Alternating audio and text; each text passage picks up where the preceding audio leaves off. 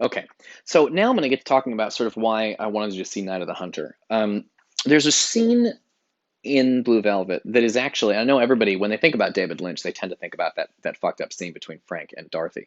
But for me, the key scene in all of David Lynch is Laura Dern afterwards when she meets Kyle MacLachlan and he tells her about Frank and what a dangerous man she is. And they park in front of a church.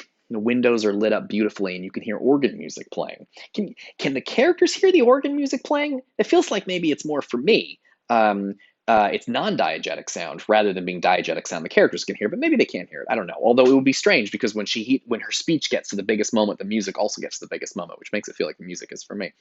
The reason why I think this scene is the most crucial in David Lynch is this: the scene between Dorothy and Frank, it really fucks you up. It's such a fucked up scene. Like the end of 2001, there's nothing in 2001 to prepare you for how crazy that ending is, and there's nothing in Blue Velvet to prepare you for how disturbing that scene is between Dorothy and Frank.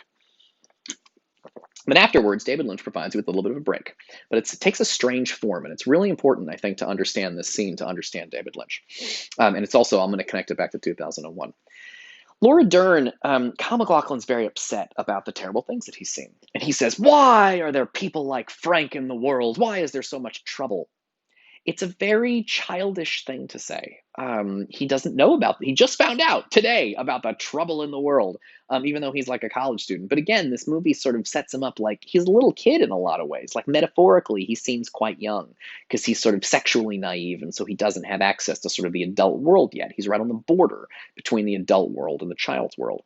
Um, and he says, "Why are there so many terrible people like Frank?" And Laura Dern tries to cheer him up, and she says, "I had a dream about the robins, and there was darkness in the world, and then the robins came, and the whole world, and the organ music is playing, and the whole world lit up and filled the world with love. And I guess that's what it means that, when the robins come, there will be love." Um, uh, it is the crucial scene, I think, in David Lynch land, and I'll tell you why.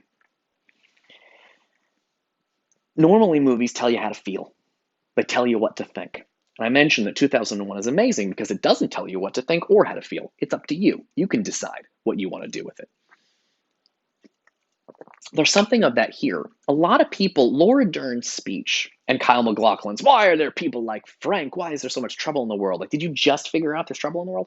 And her speech sounds like so naive and childish. The robins will come and the little birds will bring love to the world, and the power of love will heal everything. Like, you just saw a very fucked up scene between Frank and Dorothy, and like I'm not sure the power of love is going to help fix that awful abuse and fucked upness of that situation. Um, Especially since sex and love are these kind of flip sides of the same coin. So the thing that she's talking about feels like it might be in some way connected to the sexuality in the movie and the fucked up sex rapey relationship between Isabel Rossellini and Dennis Hopper. So the problem is when when Sandy gives a speech about how the robins will come and bring love, and love will heal everything in the world. I have no when you watch that with an audience, about half the people in the audience laugh. They think it's ridiculous and that she is naive and stupid and childish, and it is a very silly thing to say after the very serious horrors we've just seen. But the other half of the audience thinks that, like, there is good in the world. There is a force. Yes, there's evil in the world, but there's also a force of good, and there is a kind of heavenly light guiding people, and that love will fix the problems of the world. Um, and that is what makes David Lynch interesting. He doesn't tell you which reaction is correct, and I don't know which reaction is correct. It probably tells you a lot about you. If you think Laura Dern is stupid in this movie, that may mean that you think goodness is stupid and unrealistic, while evil remains very realistic. Um, but if you think Laura Dern is actually saying something lovely and important, then that may say that you believe in the forces of good. And I think it's worth thinking about Laura Dern being a little bit like Miss Cooper in Night of the Hunter. They are they're very powerful forces of good. Um, But it's entirely possible that you can think that she is childish and naive and stupid when she's crying on the phone after she found out Kyle MacLachlan's been having sex with Isabella Rossellini. And she sort of cries, "What happened to my dream?" Again, it's a very, and she's in like a pink bedroom with a movie star poster on the wall, and she's got a pink telephone and pink curlers, and she looks like a kid. You can laugh at her when she says, "Where is my dream?" Or you can take it seriously. She wishes that her dream of the robins and love would come true and heal this broken world. What's the right answer? I have no idea. And the reason I love David Lynch is he refuses to answer the question of whether or not should we think Laura Dern is stupid, naive, and childish, or should we think Laura Dern is actually an important person who is on to big secrets about the universe?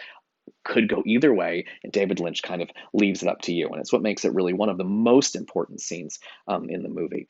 And I mentioned earlier that sort of sex love connection. David Lynch underlines that very heavily when he goes out with Sandy. She says, "Boy, you really love a mystery," and he says, "Yeah, he wants hidden. He wants to know hidden things. He wants to know secrets." And he says, "I like mysteries. I like you. You're a mystery." And then when they dance at that party that the high school students go to, and again, it's crazy that David Lynch thinks that's what high school students do at a party, but okay. But they go to a party, and the song that's playing is sung by Julie Cruz, and it's called Mysteries of Love. And the mysteries of love will something. I don't know the words. Um, so the point is that there's a Lynch makes a link in the movie between the world of adult sexuality and the world of love because they're both mysteries. It's both something that you can't fully understand. There's something secret going on, and you'll never really know if someone loves you, and you'll never really know if what's going on in people's bedrooms and what kinds of fucked up games they're playing. You have no idea. And that's what Kyle MacLachlan wants to know. He wants mysteries, and that's what a movie audience wants too. They want to know secrets. And sometimes in movies, secrets is just like, who is this character? Who's Rey's dad in Star Wars or whatever? And they just tell you when it's a pretty simple mystery. But this movie raises larger mysteries that most people have to deal with at some point in their life. Most people will have to deal with the fact is that adult sexuality is a sort of complicated zone from which they can never return. You can't go back to being a little kid and pretending sex doesn't exist. Yeah. Okay. Cool. Um, all right, so now we're headed into the second part of the second half of the movie, and I'm going to go faster through this. I spend more time on the first half than I do on the second half. The crucial thing in the second half of the movie is that Kyle MacLachlan continues to have sex with Isabella Rossellini, who, by the way, very disturbingly, answers the door wearing the blue velvet robe she wears for Frank. And Kyle MacLachlan continues to wear black, just like Frank wears. And then in the bedroom, she says, "Hit me, hit me, hit me." Um, she says, don't hit me, don't help me," and it flips back and forth. Is it Don hit me? Is it don't? And then help me? Is it Don help me? It's like it's just it's complicated. Um, but you have that same flame and lion roars, and then he does hit her. He punches her, and she seems to enjoy it, just like she seems to maybe enjoy it from Frank. And the second half of the movie really has to do with the ways in which um, is that this. Remember when I said that Rear Window looks like it's a movie about solving a murder, but then it turns out to be a movie about fixing the relationship between uh, Jimmy Stewart and Grace Kelly? There's something very similar going on here. This looks like a movie about a terrible gangster, but it's not. What's actually going on in this movie is it's about Jeffrey has found out about the world of adult sexuality. And now the issue is he going to become like Frank? Is he going to become someone that hurts women who want to be hurt? Huh? It's like a very difficult zone for him to kind of be in. And that's the movie. And the crucial scene is when Dennis Hopper catches him at the apartment.